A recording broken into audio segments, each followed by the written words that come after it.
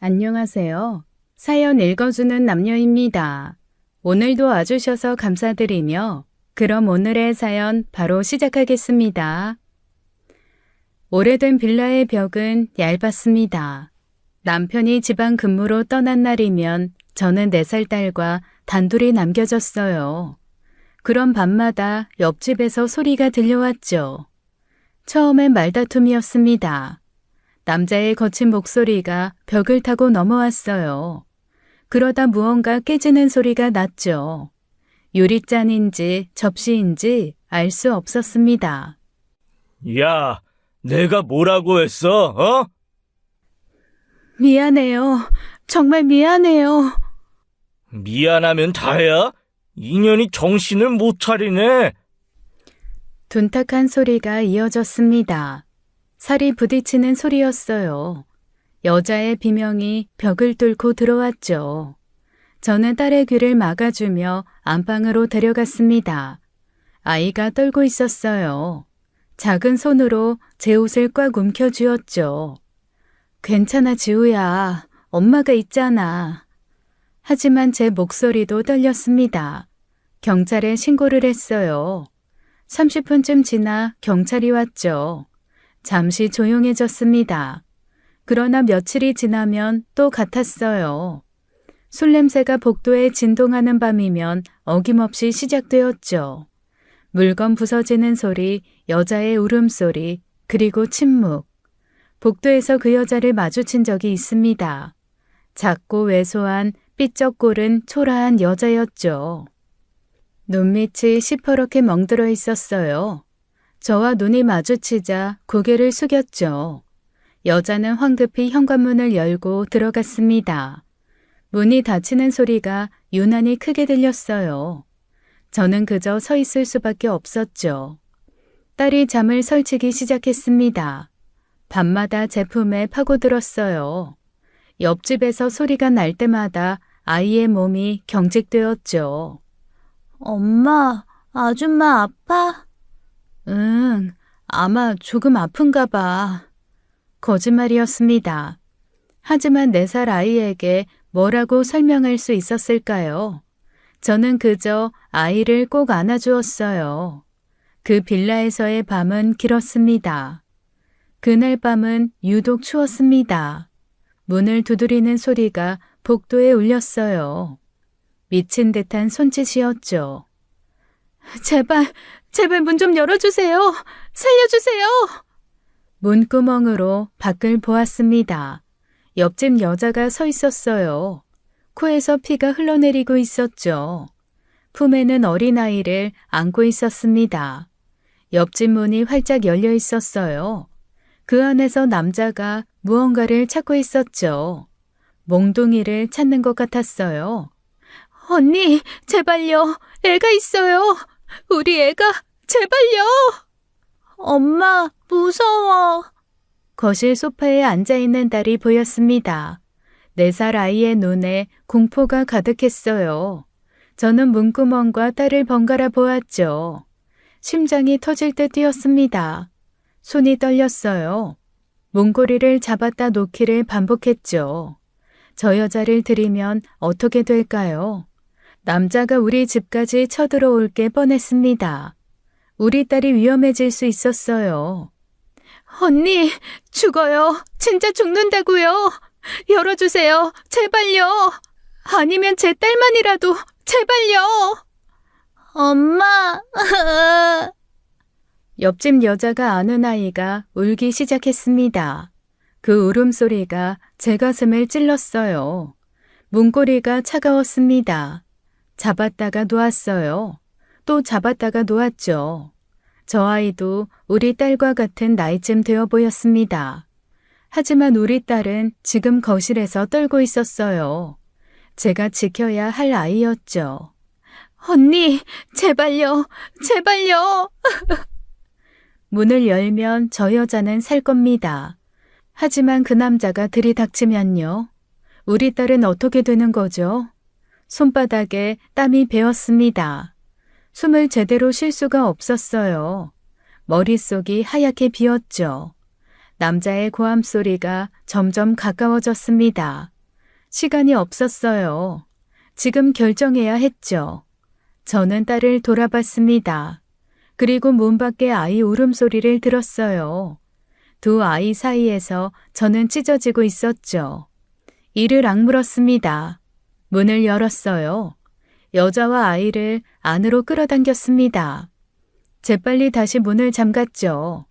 바로 그때였습니다. 거칠게 문고리를 잡아 돌리며 흔드는 소리가 났죠. 야, 문 열어! 당장 문 열라고! 너도 죽고 싶어? 문이 흔들렸습니다. 발로 차는 소리가 계속되었어요.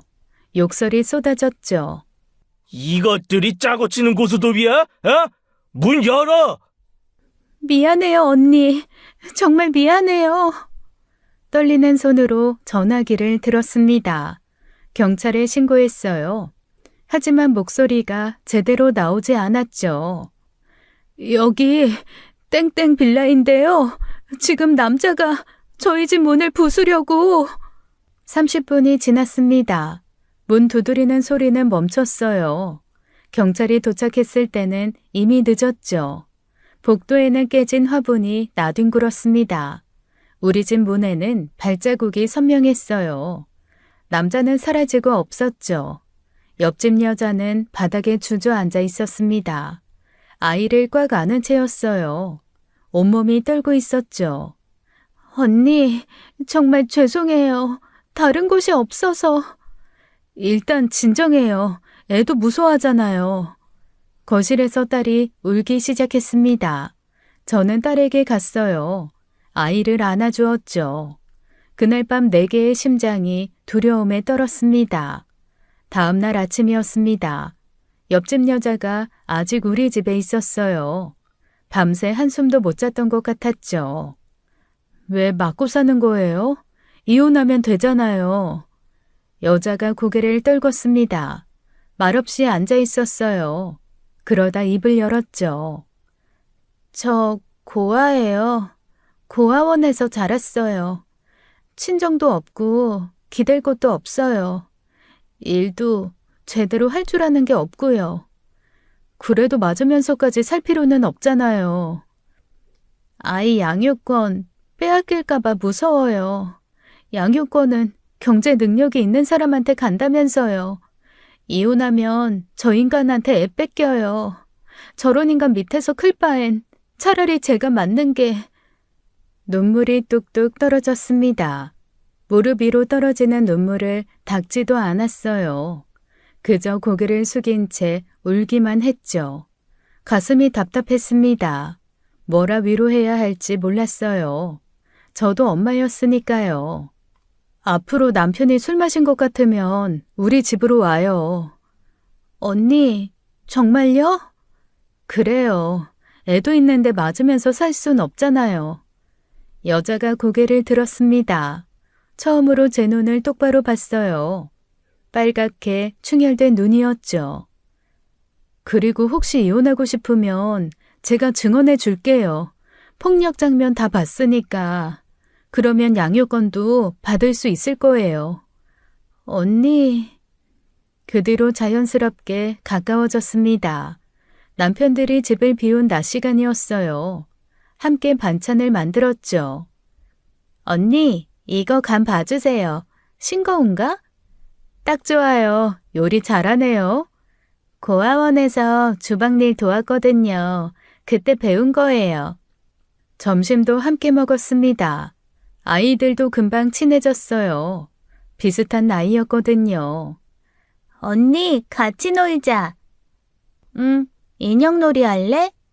제 딸이 옆집 아이를 언니라고 불렀습니다. 둘이 깔깔거리며 뛰어다녔어요. 그 모습이 참 예뻤죠. 하지만 가끔씩 여자의 얼굴에 새 멍이 보였습니다. 눈가에 팔뚝에 보이지 않는 곳에도 있겠죠. 그럴 때마다 마음이 무거웠어요. 언니, 괜찮아요. 익숙해져서. 익숙해지면 안 되는 거예요. 더 도와주고 싶었습니다.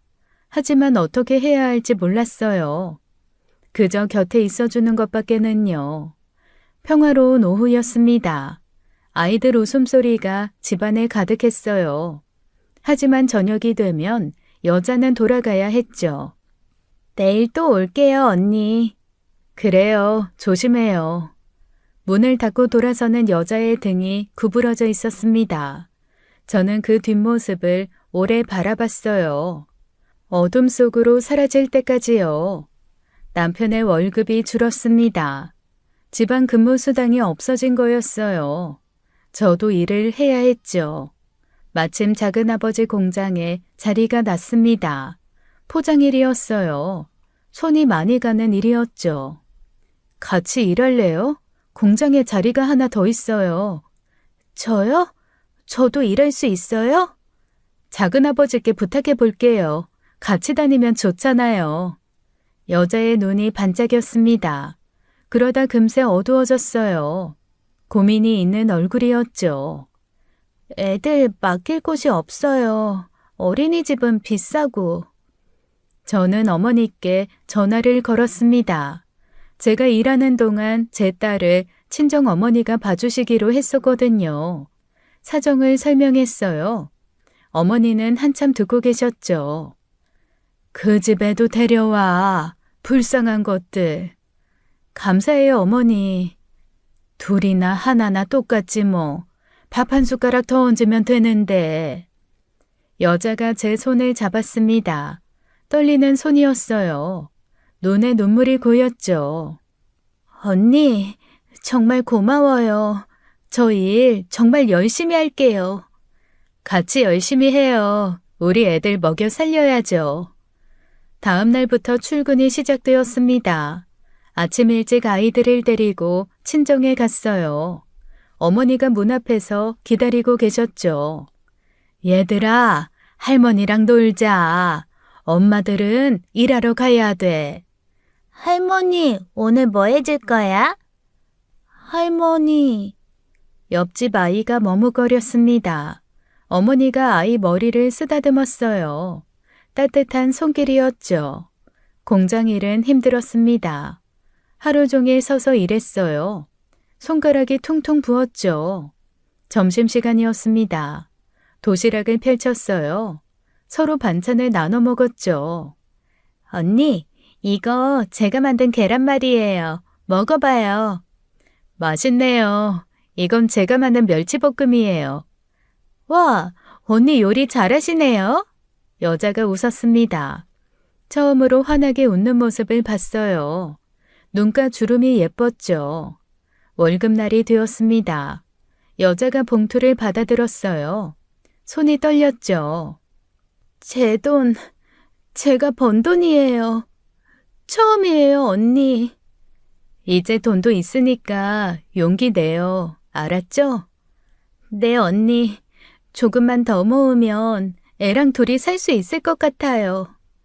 그때 여자가 저를 언니라고 불렀습니다. 진짜 언니처럼요. 저도 동생이 생긴 것 같았어요. 2년이 그렇게 흘렀습니다. 매일 같은 시간에 출근했어요. 친자매처럼 지냈죠. 그 남자는 여전히 술을 마셨습니다. 취한 날이면 여자를 찾았어요. 주먹을 들어 올렸죠. 너 요새 난 무시하지? 돈 번다고 까불어? 그때마다 저는 달려갔습니다. 복도에 서서 소리를 질렀어요. 경찰을 부른다고 외쳤죠. 야, 그만해! 경찰 불렀어! 또 너냐? 이런 씨, 왜 자꾸 끼어들어? 때리지 마! 때리지 말라고! 때리지 좀 마!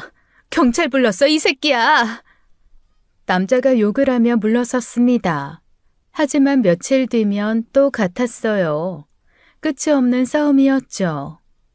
이제 돈도 모았잖아요. 이혼해요. 네, 언니. 이제 정말 결심했어요. 잘 생각했어요. 이렇게 살 순 없잖아요. 몇 달이 지났습니다. 어느 날 여자가 찾아왔어요. 평소와 다른 표정이었죠. 언니, 저 이사 가요. 이사요? 어디로? 고아원 동기 언니가 있어요. 그쪽으로 갈 거예요. 멀리 떠난다고 했습니다. 남편이 찾을 수 없는 곳으로요. 이혼 서류도 이미 접수했다고 했죠. 그 사람이 절대 못 찾을 곳으로 가야 돼요. 애 데리고 새로 시작하려고요. 거기서 일자리도 구하고. 잘 결정했어요. 거기서도 씩씩하게 살아요. 옆집 아이 머리를 쓰다듬었습니다. 많이 컸어요. 눈이 엄마를 닮았죠. 건강하게 잘 크렴. 엄마 말 잘 듣고. 네, 이모. 아이가 수줍게 웃었습니다. 예쁜 아이였어요. 엄마 곁에서 행복하게 자랐으면 했죠. 여자의 눈에 눈물이 맺혔습니다. 떨리는 목소리로 말했어요. 간신히 말을 이어갔죠. 언니가 베풀어준 은혜 정말 평생 잊지 않을게요. 언니 아니었으면 저 이미 죽었어요. 우리 애는 어떻게 됐을지 생각하면 울지 마요. 은혜는 무슨. 잘 사는 게 은혜 갚는 거예요. 잘 살아요. 여자를 안아주었습니다. 마른 몸이었어요. 등뼈가 만져졌죠. 언니도 건강하세요. 정말 고마웠어요. 연락해요. 잘 지내는지 소식 전해줘요. 네, 꼭 연락드릴게요. 며칠 뒤였습니다. 옆집에서 집 나르는 소리가 들렸어요. 창문으로 내다봤죠. 작은 트럭 하나였습니다. 짐이 많지 않았어요. 금세 실어졌죠. 여자가 마지막으로 올려다봤습니다. 저도 손을 흔들었어요. 트럭이 천천히 출발했죠. 빈 옆집이 보였습니다. 열린 창문 너머로요. 텅 비어 있었어요. 그 빈 곳을 보며 기도했습니다. 그들이 행복하기를요. 새로운 곳에서 평화롭게 살기를요. 딸이 8살이 되었습니다. 학교에서 쓰러졌다는 연락이 왔어요. 심장이 멎는 것 같았죠. 보건실 침대에 누워 있었습니다. 얼굴이 하얗게 질려 있었어요. 코에서 피가 말라붙어 있었죠. 엄마, 갑자기 어지러웠어. 괜찮아. 엄마 왔어. 병원 가자. 동네 병원을 다녔습니다. 빈혈이라고 했어요. 철분제를 처방받았죠. 하지만 나아지지 않았습니다. 코피가 자주 났어요. 숨을 헐떡이기도 했죠. 큰 병원 가보자. 이상한 것 같아. 응, 내일 당장 가야겠어. 대학병원 소아과였습니다. 정밀 검사를 시작했어요. 피검사, 심전도, 심장 초음파까지요. 의사가 결과지를 들고 왔습니다. 표정이 어두웠어요. 천천히 입을 열었죠. 급성 심근염입니다. 바이러스 감염 후에 생긴 것 같습니다. 심장에 염증이 생겨서 기능이 많이 떨어진 상태예요. 그럼 치료하면 나아지는 거죠? 의사가 고개를 저었습니다. 약물 치료를 해보겠지만 이미 상태가 심각하다고 했어요. 눈앞이 캄캄해졌죠. 약을 먹기 시작했습니다. 하지만 딸은 점점 더 힘들어했어요. 밥도 제대로 못 먹었죠. 엄마, 나 왜 이렇게 아파? 금방 나을 거야. 조금만 참자. 학교 가고 싶어. 친구들 보고 싶어. 어느 날 새벽이었습니다. 딸이 숨을 못 쉬었어요. 응급실로 뛰어갔죠. 심장이 거의 멈춰가고 있습니다. 에크모를 달아야 해요. 에크모요? 그게 뭐예요? 인공 심폐기예요. 이것도 임시 방편입니다. 심장 이식이 필요해요. 수술 동의서에 서명했습니다. 손이 떨려서 글씨가 삐뚤어졌어요. 남편은 복도에 주저앉았죠. 이식 대기자 명단에 올렸습니다. 기다리는 수밖에 없었어요. 하루하루가 지옥 같았죠. 집을 팔았습니다. 빚을 내도 모자랐어요. 친정과 시댁에서도 논과 집을 팔았죠. 애 살릴 수만 있다면 뭐든 팔아. 나도 팔아도 돼. 우리 손녀 살려야지. 돈은 다시 벌면 돼. 중환자실 면회 시간이었습니다. 에크모 기계에 연결된 딸을 봤어요. 작은 몸에 관이 가득했죠.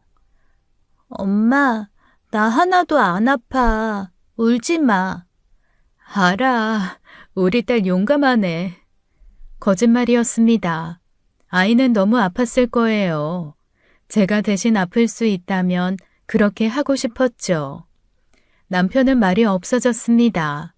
대기실에서 벽을 주먹으로 치곤 했어요. 피가 났지만 계속 쳤죠. 딸의 몸이 작아지고 있었습니다. 에크모가 심장을 대신했어요. 기계 소리만 중환자실에 울렸죠. 면회 시간이었습니다. 딸 곁에 앉았어요. 차가운 손을 잡았죠. 엄마, 나 퇴원하면 은지랑 놀이공원 가고 싶어. 그래, 꼭 가자. 회전목마도 탈 거야. 엄마도 같이 타줄 거지? 응, 엄마가 옆에서 꽉 잡아줄게. 목소리가 갈라졌습니다. 숨소리보다 작았어요. 간신히 들렸죠. 단짝 친구가 왔습니다. 은지라는 아이였어요. 엄마 손을 잡고 들어왔죠. 지우야, 빨리 나. 학교에서 다들 기다려. 선생님도 보고 싶대. 은지가 편지를 꺼냈습니다. 색종이로 접은 학이었어요. 반 아이들이 쓴 편지도 있었죠. 고마워. 나 곧 나을 거야. 힘없는 미소였습니다. 편지를 가슴에 안았어요. 눈물이 흘렀죠. 지우야, 힘내. 이모가 기도할게. 네, 감사해요. 친구가 돌아간 후였습니다. 딸이 편지를 펼쳐봤어요. 그러다 울기 시작했죠. 엄마, 나 정말 나을 수 있을까? 당연하지. 우리 딸 강하잖아. 친구들 다시 볼 수 있겠지? 그럼 우리 지우 꼭 나을 거야. 아이를 안아줬어요. 저는 속으로 울었죠. 저녁이었습니다. 의사가 불렀어요. 복도 끝 상담실로 갔죠. 심장 기능이 정지하고 있습니다. 앞으로 일주일이 고비입니다. 아직 기증자가 나타나지 않았고요. 죄송합니다. 최대한 아이 곁에 계셔주세요. 일주일. 그 말이 귓가에 맴돌았어요. 더 이상 희망이 없다는 뜻이었죠. 남편이 주저앉았습니다. 복도 바닥에 그대로요. 얼굴을 감쌌죠. 지우야, 지우야. 아빠가 뭘 해줄 수가 없어. 아무것도. 처음 봤습니다. 남편이 우는 모습을요. 그 강해 보이던 남자가 어린 아이처럼 울었죠. 어깨가 들썩였어요. 중환자실로 돌아갔습니다. 유리창 너머로 딸이 보였어요. 작은 가슴이 기계에 맞춰 움직였죠. 기적을 빌었습니다. 누군가 나타나기를요. 심장을 나눠줄 천사가 있기를요. 하지만 알고 있었습니다. 시간이 얼마 남지 않았다는 것을요. 딸이 떠날 준비를 하고 있다는 것을요. 밤이 깊었습니다. 복도에 서 있었어요. 멍하니 유리창만 바라봤죠. 딸의 숨소리가 들리는 것 같았습니다.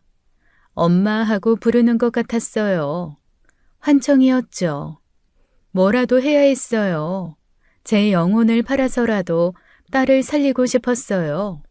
지하철 화장실 벽에 붙어있던 전단지가 생각났습니다. 장기를 구해준다는 그 전단지요. 떨리는 손으로 번호를 찍었어요. 전화를 걸었습니다.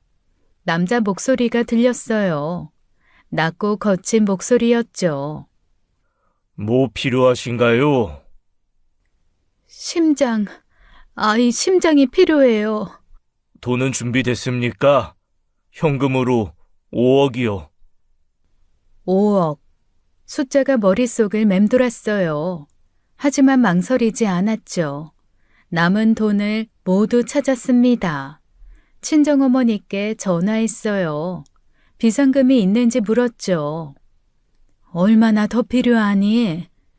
2천만 원만 더요. 병원비가 모자라서. 알았다. 내가 가져다 줄게. 거짓말이었습니다. 어머니는 모르셔야 했어요. 가방에 현금을 넣었습니다. 묵직했어요. 딸의 생명값이었죠. 약속 장소는 외딴 공터였습니다. 검은 차가 서 있었어요. 산에 2명이 내렸죠. 가방 열어봐요. 여기 있어요. 전부예요. 일주일 안에 연락할 겁니다. 가방을 낚아챘습니다. 그리고 돌아섰어요.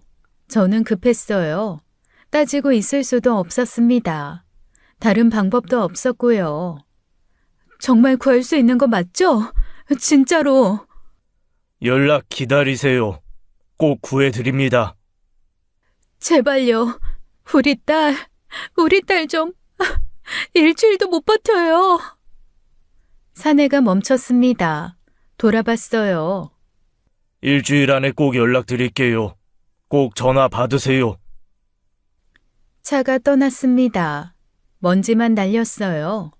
일주일 핸드폰을 붙잡고 기다렸습니다. 잠도 안 잤어요. 혹시나 잠들었을 때 전화가 올까 봐요. 하루 이틀 사흘이 지났죠. 그리고 일주일이 지났습니다. 전화는 울리지 않았습니다. 전화는 오지 않았어요. 간호사가 뛰어왔어요. 얼굴이 하얗게 질려 있었죠. 보호자님, 빨리 들어가 보세요. 복도에서 의사를 붙잡았습니다. 흰 가운을 움켜쥐었어요. 무릎을 꿇었죠. 선생님, 제 심장 쓰세요. 저 괜찮아요. 저 죽어도 상관없으니까. 우리 딸만 제발요. 보호자님, 그건 불가능합니다. 일단 진정하시고. 의사 다리를 잡았습니다. 바닥에 엎드렸어요. 이마를 바닥에 찧었죠. 제발요. 지금 당장 저 수술실에 데려가세요. 제 심장 떼어내서 우리 딸한테 주세요, 선생님. 애가 8살이에요. 겨우 8살인데. 제발. 선생님은 사람 살려야 하는 분이잖아요. 제발요. 제발 그렇게 해주세요. 남편이 저를 일으켜 세웠습니다. 하지만 또 무너졌어요. 기어가듯 의사에게 매달렸죠.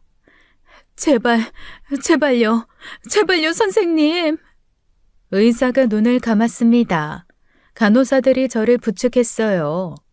보호자님, 어서 따님에게. 중환자실로 뛰었습니다. 딸이 가쁜 숨을 몰아쉬고 있었어요.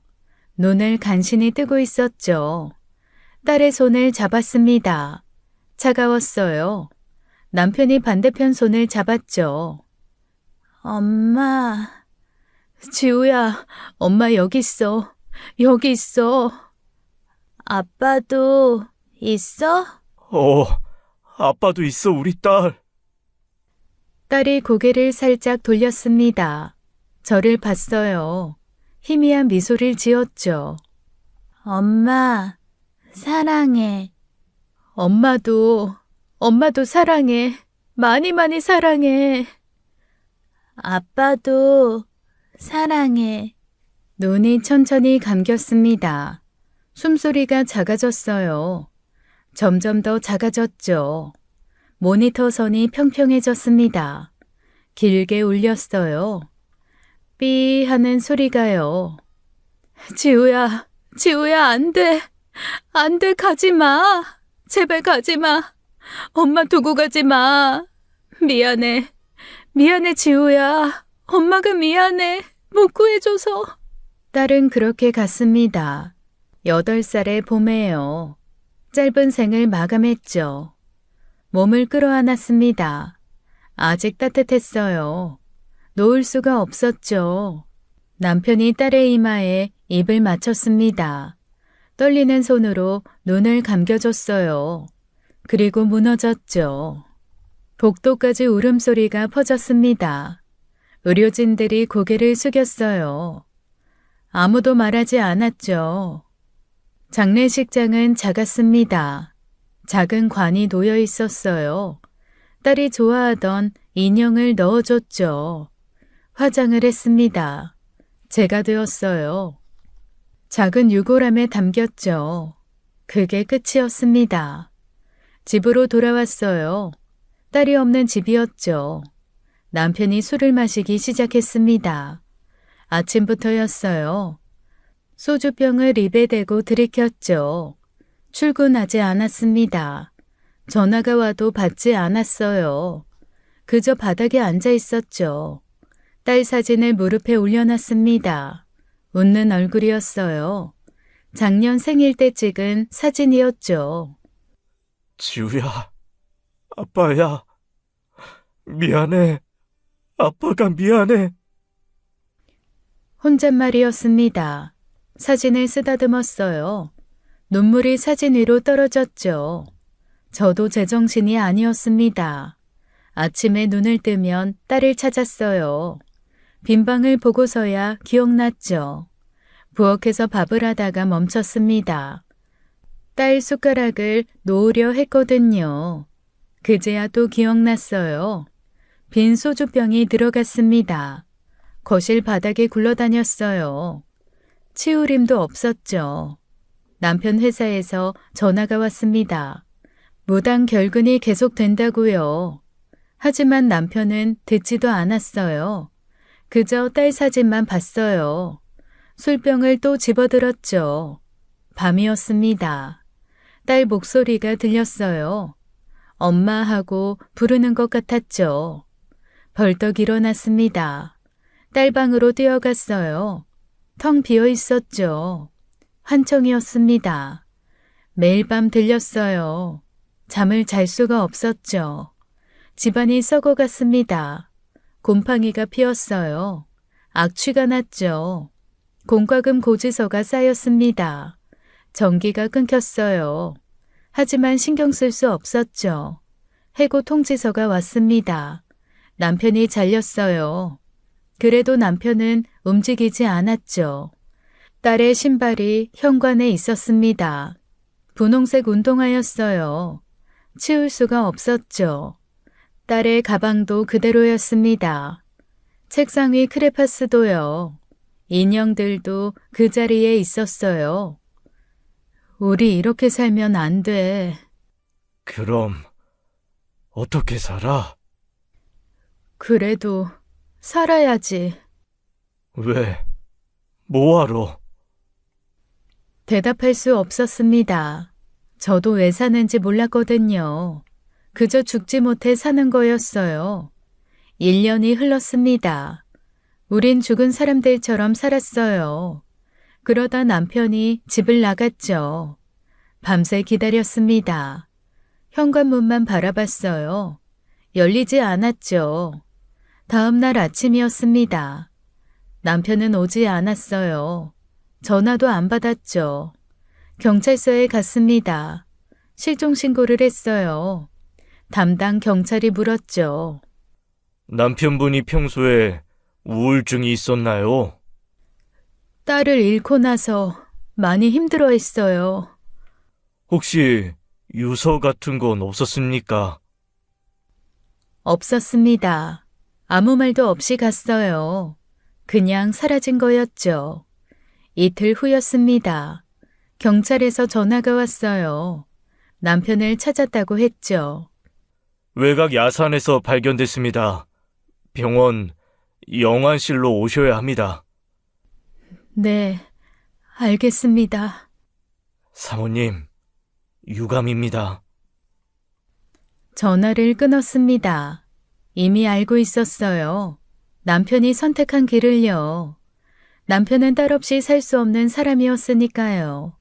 병원에 도착했습니다. 영안실로 내려갔어요. 차가운 복도였죠. 흰 천을 들어 올렸습니다. 남편이었어요. 차가워진 얼굴이었죠. 목소리가 나오지 않았습니다. 그저 서 있었어요. 남편의 얼굴을 봤죠. 편안해 보였습니다. 처음으로요. 딸이 죽고 나서 처음이었어요. 당신, 이제 편해?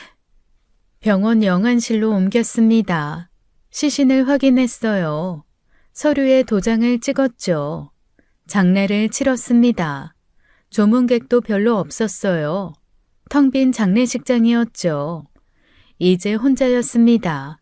완전히요. 딸도 남편도 없었어요. 집으로 돌아왔습니다. 짐을 싸지 않았어요. 그냥 나갔죠. 문을 닫지도 않았습니다. 열어둔 채로요. 다시는 돌아오지 않았어요.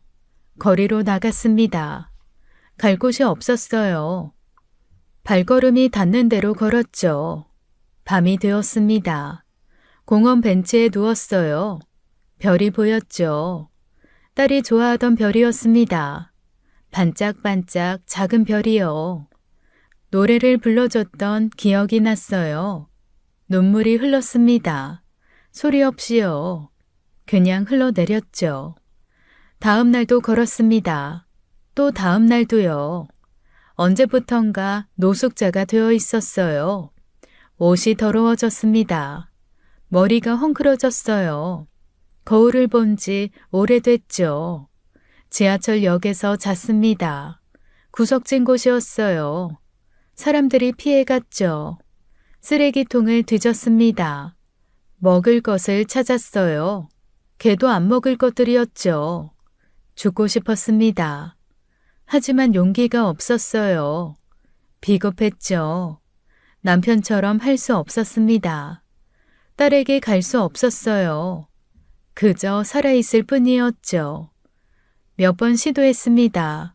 한강 다리에도 갔어요. 하지만 뛰어내리지 못했죠. 그렇게 10년이 흘렀습니다. 내 아이와 남편이 없는 계절이 흘러갔죠.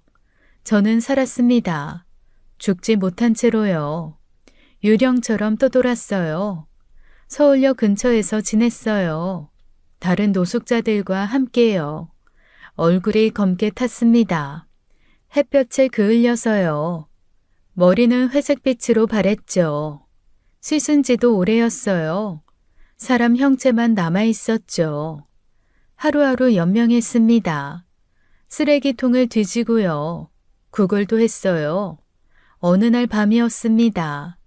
서울역 지하도 구석에서 자고 있었어요. 추운 콘크리트 바닥이었죠. 누군가 어깨를 흔들었습니다. 눈을 떴어요. 여자가 서 있었죠. 놀란 얼굴이었습니다. 저를 내려다보고 있었어요. 입이 떨리고 있었죠. 언니 맞아요? 떨리는 목소리였습니다. 제 이름을 불렀어요. 정확하게요. 언니, 나예요. 못 알아보겠어요? 옆집에 살던 그때 언니가 구해줬잖아요. 초점 없는 눈으로 봤습니다. 여자의 얼굴을요. 누군지 기억나지 않았어요. 아니, 기억하고 싶지 않았습니다. 과거는 묻어둔 지 오래였어요. 딸과 함께 묻었죠. 저 수진이에요. 이수진이요. 기억 안 나요? 남편한테 맞을 때 언니가 집에 들여보내줬잖아요. 공장도 같이 다니고 2년 동안. 천천히 기억이 돌아왔습니다. 아니, 원래 알고 있었어요. 그 여자였죠. 10몇 년 전 옆집 여자였습니다. 제가 위험을 무릅쓰고 구해줬던요. 함께 일하며 돈을 모았던요. 언니, 왜 여기 있어요? 어떻게 된 거예요? 여자의 눈에 눈물이 맺혔습니다. 제 팔을 잡았어요. 따뜻한 손이었죠. 오랜만에 느끼는 온기였습니다. 사람의 온기요. 낯설었어요. 언니, 정말 언니 맞네. 어떻게 이렇게. 언니, 왜 이러고 있어? 여자는 말을 잇지 못했습니다. 그저 울기만 했어요. 제 더러운 손을 꼭 잡고요. 몸을 일으켰습니다. 급히 그 자리를 벗어나려 했어요. 하지만 여자가 팔을 붙잡았죠. 언니, 어디 가요? 왜 이러고 있는 거예요? 연락이 안 돼서 얼마나 찾았는지 몰라요. 사람 잘못 봤어요. 팔을 빼려 했습니다. 하지만 여자가 놓지 않았어요. 더 꽉 잡았죠. 언니 제발 일단 밥이라도 먹어요. 따뜻한 거 먹고 얘기해요. 네? 억지로 끌려갔습니다. 근처 24시간 식당이었어요. 밝은 불빛이 눈부셨죠. 식당 사람들이 쳐다봤습니다. 더러운 노숙자를 데려온 여자를요. 수근거리는 소리가 들렸어요. 여기 앉아요, 언니. 난 당신 언니 아니야. 알았어요. 그래도 밥은 먹어요. 밥상이 차려졌습니다. 김치찌개와 공깃밥이었어요. 김이 모락모락 올라왔죠. 밥 말고 소주 줘. 언니, 소주나 달라고! 소주가 나왔습니다. 벌컥벌컥 들이켰어요. 속이 타들어갔죠. 대체 무슨 일이 있었어요? 남편은, 언니 딸은 어떻게 지내요? 대답하지 않았습니다. 소주만 마셨어요. 빈병이 늘어났죠. 여자가 집요하게 물었습니다. 자기 이름을 계속 말했어요. 옛날 일들을 꺼냈죠. 언니, 나 알잖아요. 나 이수진이에요. 그때 우리 애랑 언니 딸이랑 같이 놀았잖아요. 언니, 왜 이러는 거예요? 나예요, 언니. 참을 수 없었습니다. 갑자기 소리를 질렀어요. 미친 사람처럼요. 난 몰라. 아무것도 몰라. 당신 몰라. 꺼져! 식당 밖으로 뛰쳐나갔습니다. 바닥에 쓰러졌어요. 뒹굴기 시작했죠. 알 수 없는 소리를 냈습니다. 침을 흘렸어요. 정신 나간 사람처럼 굴었죠. 사람들이 모여들었습니다. 손가락질하며 구경했어요. 여자가 당황해서 달려왔죠. 언니, 진정해요. 제발. 알았어요. 제가 잘못했어요. 진정해요. 계속 뒹굴었습니다. 더 크게 소리 질렀어요. 미친 척했죠. 알았어요. 제가 사람 잘못 봤나 봐요. 죄송해요. 정말 죄송해요. 여자가 물러났습니다. 겁먹은 얼굴이었어요. 천천히 뒤로 걸었죠. 여자가 사라졌습니다. 구경꾼들도 흩어졌어요. 그제야 뒹굴기를 멈췄죠. 멀쩡하게 일어났습니다. 옷을 털었어요. 아무 일 없다는 듯이요. 다른 곳으로 걸어갔습니다. 뒤돌아보지 않았어요. 빠른 걸음이었죠. 제 과거가 쫓아온 것 같았어요. 묻어둔 기억이 살아난 것 같았죠. 도망쳐야 했습니다. 더 멀리요. 아무도 찾을 수 없는 곳으로요. 하지만 여자가 다시 나타났어요. 옆에 젊은 여자가 있었습니다. 20살쯤 되어 보였어요. 둘이 함께 서 있었죠. 이모, 저 기억하세요? 젊은 여자가 다가왔습니다. 조심스럽게 말을 걸었어요. 맑은 눈이었죠. 저 하늘이에요. 기억하시죠? 옆집에 살던. 이모가 저희 지켜주셨잖아요. 그때 제가 4살이었어요. 멍하니 바라봤습니다. 그 어린아이가 이렇게 컸다는 게요. 믿기지 않았죠. 이제 20살 됐어요. 이모 덕분에 이렇게 잘 클 수 있었어요. 제발 저희와 함께 가요. 무릎을 꿇었습니다. 하늘이가 제 앞에요. 눈물을 흘리며 애원했죠. 이제 은혜를 갚게 해주세요. 이모가 저희 구해주셨잖아요. 이번엔 저희가 이모를 도울 차례예요. 고개를 저었습니다. 몸을 돌렸어요. 가려고 했죠. 난 몰라. 당신들 몰라. 언니, 제발.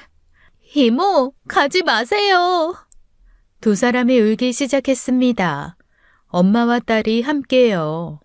제 앞에서 오열했죠. 무슨 사연인지는 몰라요. 하지만 이대로 보낼 수 없어요. 언니가 저희를 살렸잖아요.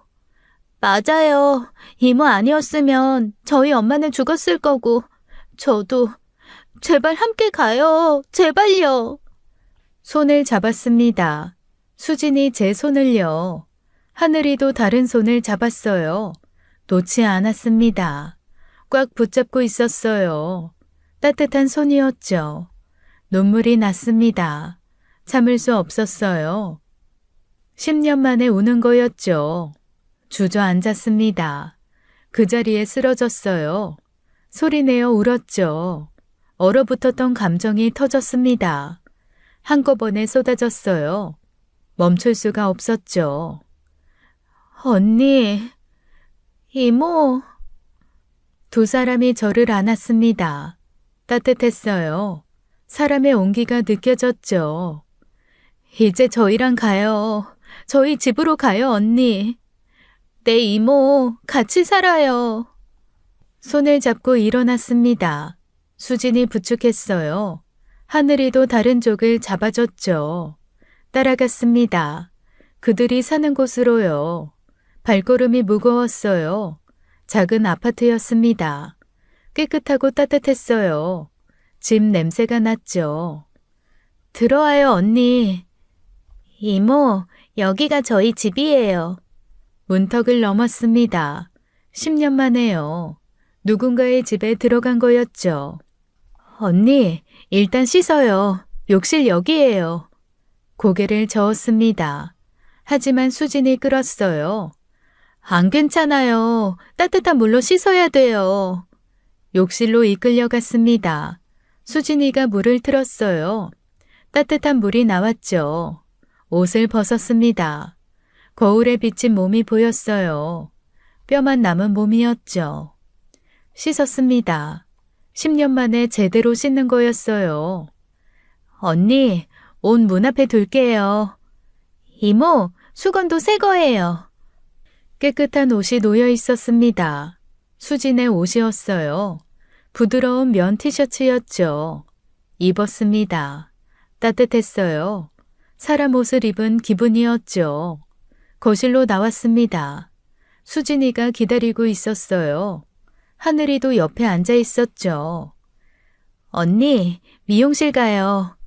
고개를 저었습니다. 손사래를 쳤어요. 그럼 제가 잘라드릴게요.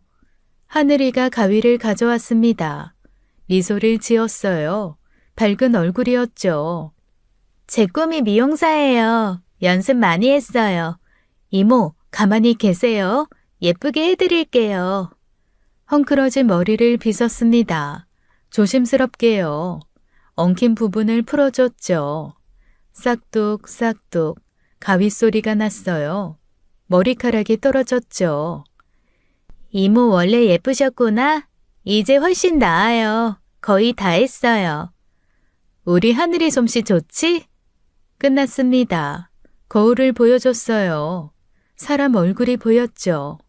밥상이 차려졌습니다. 따뜻한 밥과 국이었어요. 반찬도 가득했죠. 많이 드세요, 언니. 살이 너무 빠졌어요. 뼈만 남았잖아요. 이모, 이것도 드세요. 엄마가 잘해요. 밥을 먹었습니다. 천천히요. 오랜만에 먹는 집밥이었어요. 눈물이 났습니다. 밥을 씹으면서요. 흘러내리는 걸 막을 수 없었어요. 언니, 괜찮아요. 천천히 드세요. 너무 맛있죠? 많이 드세요. 그날 밤이었습니다. 침대에 누웠어요. 10년 만에 침대였죠. 푹신했습니다. 이불도 따뜻했어요. 깨끗한 냄새가 났죠. 잠이 들었습니다. 편안하게요. 악몽 없이 잤어요. 다음 날 아침이었습니다.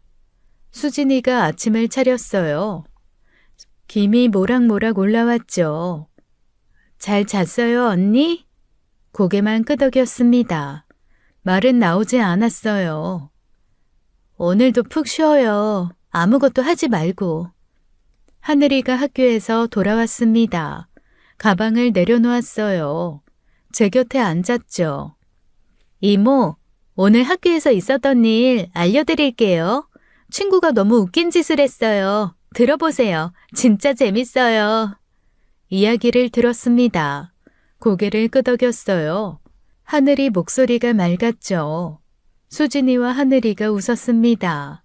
집안이 밝았어요. 따뜻한 공기가 흘렀죠. 조금씩 사람이 되어갔습니다. 천천히요. 이 따뜻한 보금자리에서요. 2달이 지났습니다. 매일 하늘이가 약을 먹었어요. 궁금했습니다. 어느 날이었습니다. 하늘이가 학교에 간 후였어요. 수진이와 둘만 있었죠. 입을 열었습니다. 2달 만에 처음으로요. 하늘이 무슨 약 먹어? 수진이가 놀랐습니다. 숟가락을 놓았어요. 언니, 드디어 말을. 침묵이 흘렀습니다. 수진이가 고개를 숙였어요. 입술을 깨물었죠. 신부전이에요. 투석받고 있어요. 수진이의 목소리가 떨렸습니다. 간신히 말을 이었어요. 눈물이 맺혔죠. 신장이식을 기다리고 있어요. 제가 주려고 했는데 맞지 않았어요. 기증자가 나타나길 기다려요. 침묵이 흘렀습니다. 긴 침묵이었어요. 마음속으로 생각했죠. 며칠 후였습니다. 혼자 병원을 찾아갔어요. 신장 내과였죠. 의사에게 말했습니다. 신장 기증을 하고 싶다고요. 검사를 받고 싶다고 했어요. 오랜 노숙 생활을 했어요. 그래서 신장이 건강한지 확인하고 싶어요. 기증 대상자가 있으신가요? 고개를 끄덕였습니다. 하지만 자세히 말하지 않았어요. 일단 검사부터 받고 싶다고 했죠. 혈액 검사를 했습니다. 소변 검사도요. 신장 초음파까지 받았어요. 며칠 후였습니다. 결과가 나왔어요. 의사를 다시 만났죠. 신장 기능은 정상입니다. 노숙 생활 치고는 건강한 편이에요. 기증은 가능합니다만. 다만 의사의 마지막 말이 거슬렸습니다. 하지만 상관없었어요. 그저 이식이 가능하다는 말에 안도했습니다. 다행이었어요. 신장만은 건강했죠. 집으로 돌아왔습니다. 수진이를 불렀어요. 조용한 목소리였죠. 수진아, 내 언니, 내 신장 하늘이한테 줄래? 수진이가 놀랐습니다. 눈이 커졌어요. 믿을 수 없다는 표정이었죠. 언니, 그게 무슨... 검사 받았어. 건강해. 기증할 수 있대. 수진이가 고개를 저었습니다. 강하게 저었어요. 눈물이 맺혔죠. 안 돼요. 절대 안 돼요. 그게 무슨 소리예요. 언니 신장 노리고 데려온 거 아니에요. 울기 시작했습니다. 수진이가요. 온몸을 떨었죠. 어떻게 그런 걸... 그냥 같이 살자고 데려온 거예요. 은혜 갚으려고 한 거라고요. 수진이가 고집을 부렸습니다. 절대 안 된다고요. 저는 가만히 앉아 있었습니다. 수진이를 물끄러미 바라봤어요. 그리고 손을 들었죠. 짝! 수진이의 뺨을 때렸습니다. 세게요. 소리가 났죠. 수진이가 놀랐습니다. 뺨을 감싸며 저를 봤어요. 눈이 커졌죠. 언니! 검사 받아. 하지만 짝! 또 때렸습니다. 더 세게요. 수진이가 울음을 터뜨렸어요. 정신 차려. 네가 엄마잖아. 수진이가 흐느꼈습니다. 바닥에 주저앉았어요. 온몸이 떨렸죠. 저는 말을 꺼냈습니다.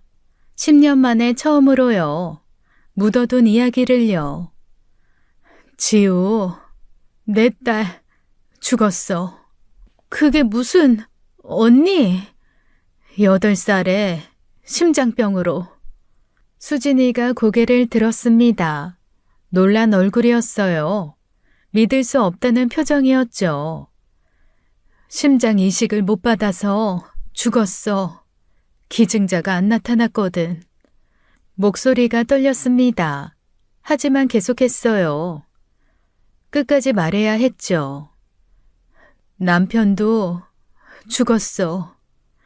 딸 따라갔어. 스스로. 나만 못 죽고 살았지. 수진이가 손으로 입을 막았습니다. 눈물이 쏟아졌어요. 충격을 받은 얼굴이었죠. 언니, 그런 일이 정말 몰랐어요. 어떡해. 그래서 떠돌았어. 10년을. 일어났습니다. 수진이 앞에 섰어요. 똑바로 봤죠. 나도 따라 죽으려고 했어. 근데 못 죽었어. 비겁해서, 겁쟁이여서. 그런데 이제 보니 이유가 있었나 봐. 저는 수진이를 끌어올렸습니다. 어깨를 잡았어요. 흔들었죠. 네가 엄마라면 내 신장을 뺏어야지. 사람들이 욕하고 손가락질하는 게 무슨 상관이야. 어디서 정을 따져. 애가 죽어가는데 네 딸만 생각해. 이기적으로 네 딸만 생각해. 수진이가 오열했습니다. 무너지듯 울었어요. 말을 잇지 못했죠. 저는 수진이를 따뜻하게 안아주었습니다. 괜찮아. 다 괜찮을 거야. 수진이가 저를 안았습니다. 꽉 안았어요. 둘 다 울었죠. 하늘이에게는 알리지 않았습니다. 제가 이식을 해준다는 것을요. 공여자가 나타났다고만 했어요. 하늘아, 기증자가 나타났대. 정말요? 진짜요, 엄마? 이제 수술 받을 수 있어. 하늘이가 기뻐했습니다. 눈물을 흘렸어요. 감사하다고 계속 말했죠. 병원에 갔습니다. 세 사람이 함께요. 적합성 검사를 받으러요. 혈액형 검사를 했습니다. 저와 하늘이가 각각요. 조직형 검사도 받았어요. 교차 반응 검사까지 했습니다. 바늘이 따가웠어요. 하지만 참았죠. 며칠이 지났습니다. 결과를 기다렸어요. 의사실로 불렸습니다. 수진이와 함께 갔어요. 하늘이는 밖에서 기다렸죠. 기적입니다. 혈액형도 맞고 조직 적합성도 완벽해요. 이식 진행할 수 있습니다. 수진이가 제 손을 잡았습니다. 떨리는 손이었어요. 눈물이 났죠. 코노스 승인이 필요했습니다. 관계를 증명해야 했어요. 서류가 필요했죠. 가방을 열었습니다. 낡은 사진첩이 있었어요. 노숙할 때도 버리지 않았던 거였죠. 제 보물이었습니다. 유일한 보물이요. 10년간 지켜온 거였어요. 사진첩을 펼쳤습니다. 먼저 보이는 건 가족 사진이었어요. 남편과 딸이 웃고 있었죠. 가슴이 아팠습니다. 사진을 넘겼어요. 뒤쪽 사진들을 찾았죠. 있었습니다. 10몇 년 전 사진들이요. 수진이와 찍은 사진들이었어요. 수진이가 어린 하늘이를 안고 있었습니다. 제 딸도 옆에 있었어요. 4명이 함께 웃고 있었죠. 공장 앞 사진도 있었습니다. 작업복을 입고 찍었어요. 둘이 나란히 서서요. 친정 어머니와 찍은 사진도 있었습니다. 어머니가 두 아이를 안고 계셨어요. 행복해 보이는 사진이었죠. 의사에게 보여줬습니다. 사진들을 하나씩이요. 설명을 덧붙였어요. 십몇 년 전부터 가족처럼 지냈어요. 함께 일하고 아이들도 함께 키웠어요. 순수한 마음으로 이식하고 싶어요. 의사가 사진을 살펴봤습니다. 고개를 끄덕였어요. 충분한 증거라고 했죠. 오랜 인연이네요. KONOS에 신청하겠습니다. 문제 없을 거예요. 서류를 작성했습니다. 수진이가 같이 확인했어요. 빠진 게 없는지요. 며칠 후였습니다. 코노스 승인이 났어요. 수술 날짜를 잡을 수 있었죠. 하늘이는 여전히 몰랐습니다. 공여자가 저라는 걸요. 끝까지 비밀로 하기로 했어요. 기증해 주시는 분께 너무 감사해요. 평생 은혜 잊지 않을게요. 마음이 따뜻했습니다. 드디어 할 수 있었어요. 한 생명을 구하는 일을요. 수술 당일이었습니다. 먼저 수술실로 들어갔습니다. 저부터 시작이었어요. 수술실로 들어가기 전 수진이가 손을 잡았습니다. 떨리는 손이었어요. 눈물을 참고 있었죠. 언니, 고마워요. 정말. 울지 마. 잘 될 거야. 네, 언니도 힘내요. 마취가 시작되었죠. 의식이 흐려졌습니다. 마취약이 퍼졌어요. 눈이 감겼죠. 몇 시간이 지났을까요? 눈을 떴습니다. 회복실이었죠. 옆구리가 아팠어요. 수술 자국이었어요. 하지만 견딜만 했죠. 의사가 왔습니다. 미소를 지었어요. 성공했다고 했죠. 수술 성공적입니다. 신장이 무사히 이식되었어요. 하늘 양도 안정적입니다. 안도했습니다. 성공했구나 싶었어요. 눈물이 났죠. 수진이가 들어왔습니다. 제 손을 잡았어요. 계속 고맙다고 했죠. 언니, 하늘이 잘 있대요. 신장이 바로 작동하기 시작했대요. 정말 고마워요. 며칠이 지났습니다. 하늘이가 회복되었어요. 밝은 얼굴이었습니다. 혈색이 돌아왔어요. 건강해 보였죠. 하늘이는 끝까지 몰랐습니다. 제가 준 거라는 걸요. 그냥 고마워하기만 했어요. 잘 됐다. 정말 다행이야. 이모도 수술 받으셨어요? 왜요? 그냥 작은 수술이야. 수진이에게 눈짓했습니다. 비밀을 지키자고요. 고개를 끄덕였죠. 퇴원했습니다. 일주일 만에요. 수진이 집으로 돌아왔어요. 한 달이 지났습니다. 같이 살았어요. 세 사람이 한 가족처럼요. 밥을 같이 먹었습니다. 텔레비전도 같이 봤어요. 소소한 일상이었죠. 하늘이가 학교에서 돌아왔어요. 이제는 뛰어다녔어요. 건강하게요. 행복해 보였습니다. 하늘이가요. 그 모습만으로도 충분했어요. 수진이가 저녁을 차렸습니다. 맛있는 냄새가 났어요. 언니, 이제 우리 가족이에요. 맞아요. 이모는 우리 가족. 그래, 가족이지. 따뜻했습니다. 이 순간이요. 제 딸 지우와 남편 얼굴이 떠올랐어요. 제 앞에 있는 것 같았죠.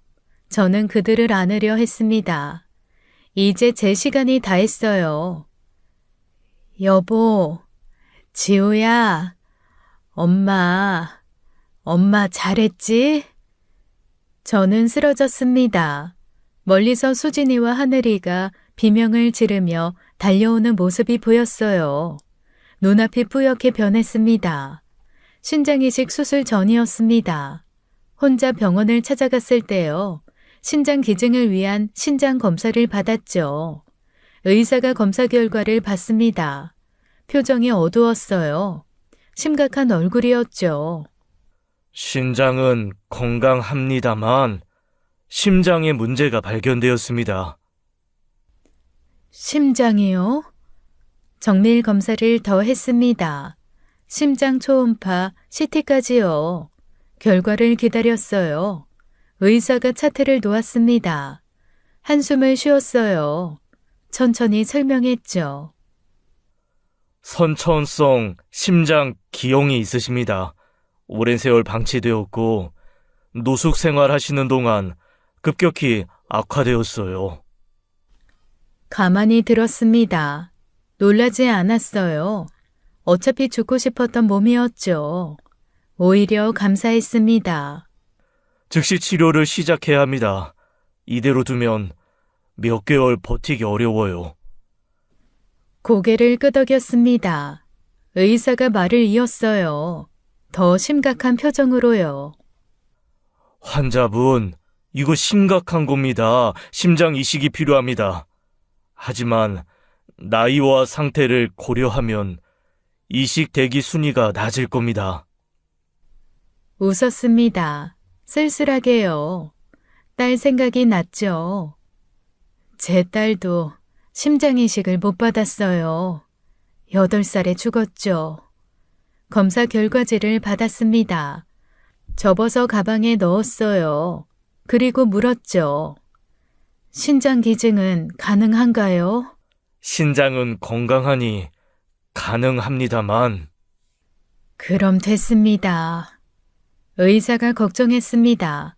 심장이 약한 상태에서 수술을요. 위험하다고 계속 말했어요. 다시 생각해 보세요. 본인 건강이 먼저입니다. 괜찮아요. 기증하겠어요. 저는 단호했습니다. 의사가 난처한 표정을 지었어요. 한 가지 부탁이 있어요. 뭔가요? 제 심장 문제 아무에게도 말하지 마세요. 부탁드립니다. 의사가 망설였습니다. 의료 윤리를 생각했겠죠. 하지만 결국 고개를 끄덕였어요. 환자분 뜻을 존중하겠습니다. 하지만 정말 괜찮으신가요? 네, 이게 제 선택이에요. 병원을 나왔습니다. 검사 결과지를 꺼내봤어요. 찢어버렸습니다. 쓰레기통에 버렸어요. 아무 일 없다는 듯이요. 집으로 돌아왔습니다. 수진이에게 말했어요. 하늘이 신장 이식을 제가 해주겠다고요. 나 건강해. 내 신장 하늘이한테 기증할래. 거짓말이었습니다. 반만 진실이었어요. 심장 얘기는 하지 않았죠. 적합성 검사를 받으며 남편에게 빌었어요. 제발 제 신장이 하늘이에게 맡기를요. 그리고 기적이 일어났죠. 그렇게 수술을 받았습니다. 시한부 진단을 숨기고요. 아무도 몰랐어요. 이제 얼마 남지 않았습니다. 시간이요. 하지만 후회는 없었어요. 어차피 길에서 죽을 몸이었습니다. 그런데 하늘이가 살았어요. 그것만으로도 충분했어요. 하늘이는 살렸으니까요. 눈을 떠보니 병원이었습니다. 쓰러지고 3일이 지났다고 합니다. 이제 일어날 힘도 없었죠. 수진이와 하늘이가 저를 지켜주고 있었습니다. 병실을 지켰어요. 울먹이고 있었죠. 언니, 왜 말 안 했어요? 이렇게 아픈데 왜 말 안 했어요? 왜요? 괜찮아. 오히려 위로했습니다. 그들을요. 웃으며 말했죠. 나 이제 남편이랑 딸 있는 곳으로 가. 그래서 행복해. 수진이가 제 손을 잡았습니다. 꽉 잡고 놓지 않았어요. 눈물이 뚝뚝 떨어졌죠. 언니, 이러지 마요. 치료 받아요. 심장 이식 받아요. 수진아, 하늘아, 행복하게 살아. 하루도 허투루 살지 마. 하늘이도 다른 손을 잡았습니다. 울고 있었어요. 이제 알았던 거죠. 이모가 주신 거였어요? 이모 신장을 제가... 울지 마. 잘 살아. 결혼도 하고 아이도 낳고. 제 상태가 나빠졌어요. 의식이 흐릿해졌죠. 눈이 잘 안 보였습니다. 그때 침대 옆 누군가가 앉아 있었어요. 제 딸 지우였어요. 손을 뻗었습니다. 가늘게 떨리는 손으로요. 얼굴을 쓰다듬었죠. 지우야, 엄마가 미안해. 아프게 태어나게 해서. 지우가 웃었습니다. 마치 제게 잘했다고 칭찬을 해주는 것 같았어요. 눈물이 흘렀습니다. 계속 흘렀어요. 멈출 수가 없었죠. 혼자 그 먼 길 보내서 엄마가 정말 미안해. 이제 엄마 갈게. 기다려. 하늘이가 제 손을 잡았습니다. 꽉 잡아줬어요. 함께 울었죠. 이모 가지 마세요. 언니, 가지 마요. 우리 이제. 수진이도 울었습니다. 흐느꼈어요. 제 곁에서요. 숨이 가빠졌습니다. 점점 더요. 힘들었죠. 하지만 평온했습니다. 마음이요. 괜찮았어요. 이제 아프지도 않았습니다. 드디어 갈 수 있었어요. 딸에게로, 남편에게로, 그들이 기다리는 곳으로요. 눈을 감았습니다. 천천히요. 마지막 숨을 내쉬었어요. 고르게, 평온하게, 그렇게요. 끝이었습니다. 제 생이요. 수진이와 하늘이가 절 안았습니다. 통곡했어요. 절 놓지 않았죠. 의료진이 들어왔습니다. 조용히 고개를 숙였어요. 시간을 확인했죠. 평온한 얼굴이었습니다. 제 얼굴이요. 편안해 보였대요. 선영이 언니, 지금도 그날 밤이 생생해요. 남편 주먹 피해서 언니 집 문을 두드렸던 날이요. 죽을 것 같았어요. 그런데 언니가 문을 열어줬죠. 그때 그 문이 제게는 천국의 문이었어요. 저와 제 딸 생명줄이었어요. 언니가 저와 하늘이를 살려줬어요. 공장도 같이 다녔죠. 언니 덕분에 돈 모았어요. 새 삶을 시작할 용기를 얻었고요. 서울역에서 언니를 다시 만났을 때요. 가슴이 찢어졌어요. 언니가 겪은 일을 듣고 얼마나 울었는지 몰라요. 언니 신장으로 우리 하늘이가 살았어요. 건강하게 잘 자라고 있어요. 언니 고마워요. 그곳에서 언니 딸 지우와 남편을 다시 만나세요. 이제는 아프지 말고 행복하세요. 언니, 정말 고마웠어요. 고마워요, 언니. 사랑해요.